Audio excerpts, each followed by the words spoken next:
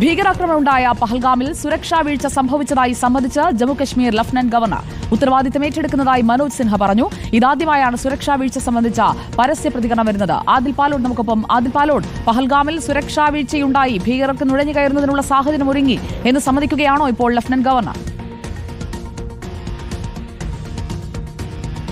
ഉറപ്പായും അങ്ങനെ തന്നെയാണ്. പ്രതിപക്ഷം രൂക്ഷമായ വിമർശനം പഹൽഗാം ഭീകരാക്രമണത്തിന് പിന്നാലെ ഉയർത്തിയിരുന്നതാണ്. പഹൽഗാമിൽ സുരക്ഷാ വീഴ്ചയുണ്ടായി. പ്രത്യേകിച്ച് പഹൽഗാമിൽ ഈ ബൈസരൺ വാലിക്ക് താഴെ കിലോമീറ്ററുകൾ മാത്രം ദൂരത്ത് CRPFന്റെ ക്യാമ്പ് പോലുമുള്ള സ്ഥിതിക്ക് എന്തുകൊണ്ടാണ് ഭീകരർക്ക് ബൈസരൺ വാലിയിൽ എത്താൻ കഴിഞ്ഞത് എന്ന ചോദ്യം പ്രതിപക്ഷം ഉയർത്തിയിരുന്നു. അതൊരു സുരക്ഷാ വീഴ്ചയായിരുന്നു എന്ന് സമ്മതിക്കുകയാണ് ജമ്മുകശ്മീർ പോലീസിന്റെ അടക്കം ചുമതലയുള്ള ലഫ്റ്റനന്റ് ഗവർണർ മനോജ് സിൻഹ ജമ്മുകശ്മീർ രാജ്ഭവനിൽ 5 വർഷം പൂർത്തിയാക്കുകയാണ്. അതിനോടനുബന്ധിച്ച് ഒരു ഇംഗ്ലീഷ് മാധ്യമത്തിന് നൽകിയ അഭിമുഖത്തിലാണ് ഇക്കാര്യം വ്യക്തമാക്കുന്നത്.